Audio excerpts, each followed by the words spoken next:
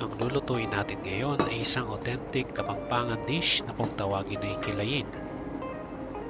Ang mga ingredients ay ang mga sumusunod.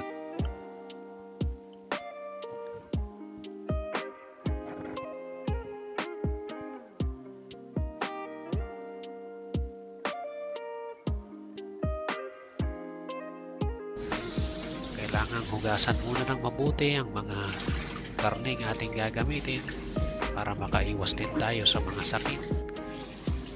Yan yung atay.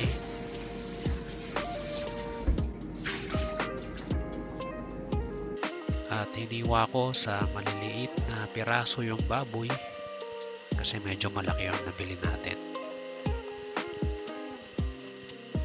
Yan. Medyo binilisan ko na.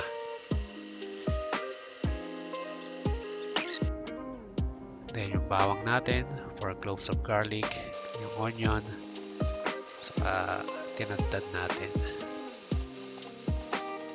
Yan. Then, konting linis para hindi magalit si Mrs.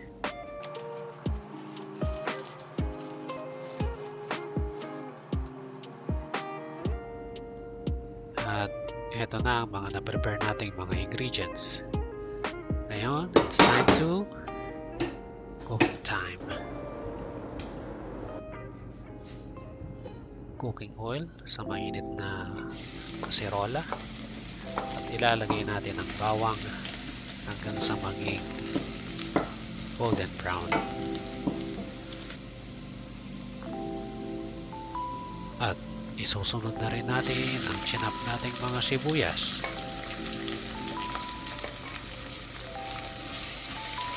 Bango beshi. Yan, halo-halo lang. At ilagay ko na din yung tinadtad na pork lungs.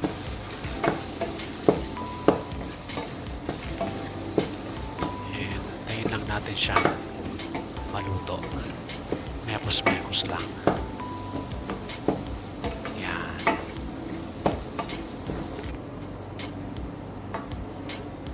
Actually, yung ganyang luto, tawag dyan pulutok. So kahit wala yung pork meat saka yung atay, pwede ng ulam yan. Timplahan mo na lang ng mga pampalasa. Pero since kilayin ang title ng ating video, doon pa rin tayo magpo-focus. Yan, pag ganyan na itsura, pwede na natin lagyan ng pork. Yan na yung pork.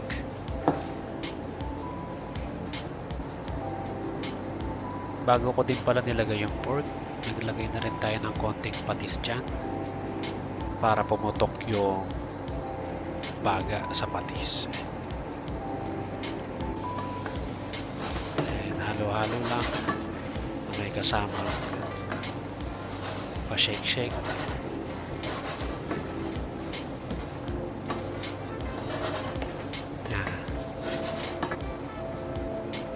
At ilagay na rin natin ang atay.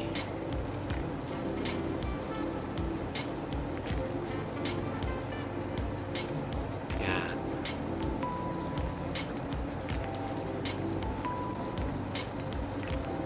At konting suka. Hindi ako naglagay ng amount dun sa ingredients kasi tansya-tansya lang yan.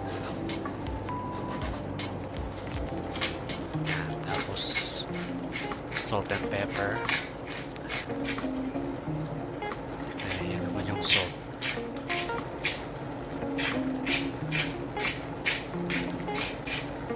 Ang advice ko lang, pag magtitimpla kayo, huwag nyong damihan kaagad. Mas madaling maghabol kaysa magbawas ng timpla. At syempre, linis-linis ulit tayo. Mahirap na. Baka tayo ay bahaya ng mga kung anong mga peste rito. Yan, ligpitan muna habang nag-aantay tayong makaluto.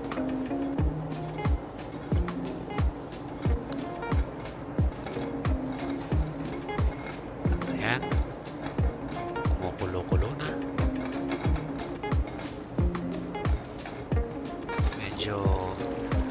nagbabasa kaya tinanggal natin ang takip. Konting punas para hindi masyadong maraming linisin pagkatapos magluto.